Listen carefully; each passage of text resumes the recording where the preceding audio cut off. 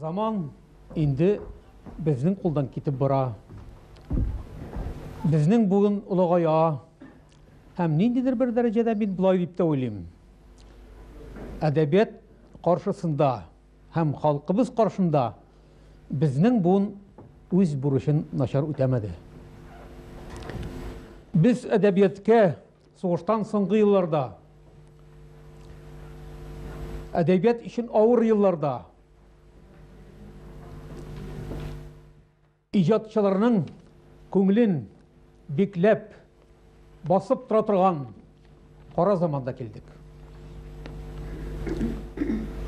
Дөресен әйткән вакытта безнең бүген дус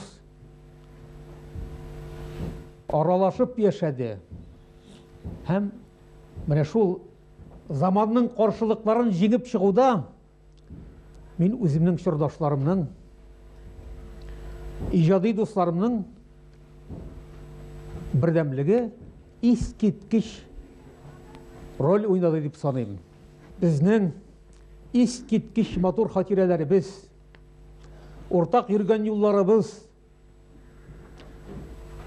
ачыктан ачык сөйләшкән сүзләребез һәммәсе бар.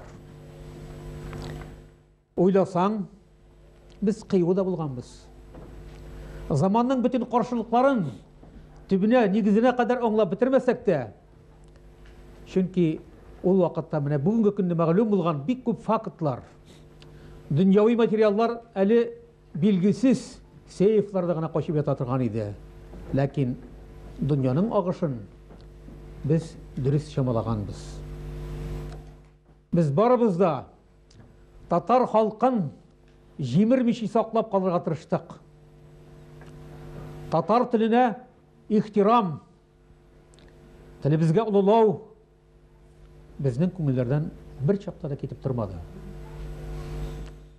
Без гади язучылар гына түгел идек, без әдәбият сагында яшәүче сәяхәтчеләр дә идек.